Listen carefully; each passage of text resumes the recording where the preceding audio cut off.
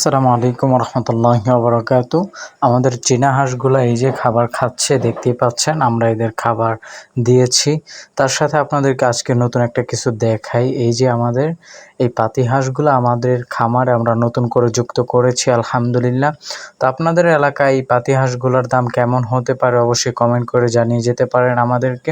তো আজকে আমরা এই পাতি হাঁসের জন্য খাবার তৈরি করব। এর মধ্যে আমাদের এই পাতি হাঁসগুলো কিছু অসুস্থ আছে, এজন্য আমরা এদেরকে ওষুধ সহ খাবারের সাথে মিক্স করে এদেরকে দেওয়ার চেষ্টা করব। আমাদের কাছে রয়েছে তিনটা ওষুধ আমরা এদেরকে দেওয়ার চেষ্টা করব ইনশাআল্লাহ তাআলা। খাবারের সাথে মিক্স করে এদেরকে দেব। পানিটা দেওয়ার পর ওরা সবসময় পানিটা খেতে চায় না, এজন্য এদের খাবারের সাথে আমরা ওষুধগুলো মিক্স করে এদেরকে খাওয়ানোর চেষ্টা করব ইনশাআল্লাহ তাআলা।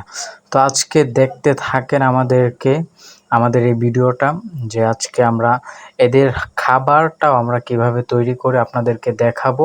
কম খরচে এই খাবারটা আপনারা তৈরি করতে পারেন। তৈরি করে আপনারা যদি আপনাদের হাঁস মুরগিকে দেন, তাহলে অবশ্যই কিন্তু আপনাদের হাঁস মুরগি থেকে আপনারা পর্যাপ্ত পরিমাণ একটা লাভ করতে পারবেন ইনশাআল্লাহ তাআলা।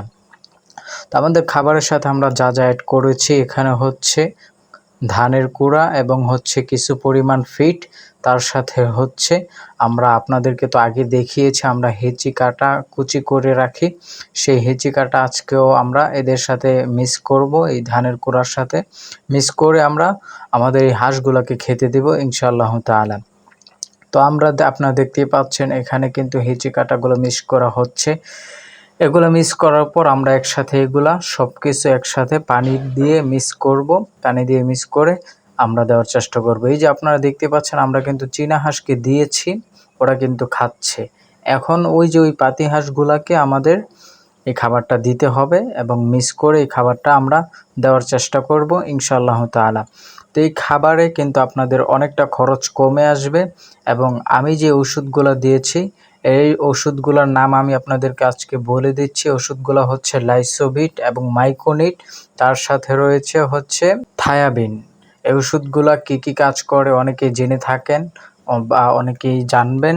তো যদি কেউ না জানেন তারা কিন্তু ইউটিউবে সার্চ করতে পারেন, গুগলে সার্চ করতে পারেন, অথবা আপনাদের যে পশু ডাক্তার রয়েছে তাদের সাথে যোগাযোগ করে আপনারা পরামর্শ নিতে পারেন কোন ওষুধটা কোন কাজে প্রয়োগ করা হয়।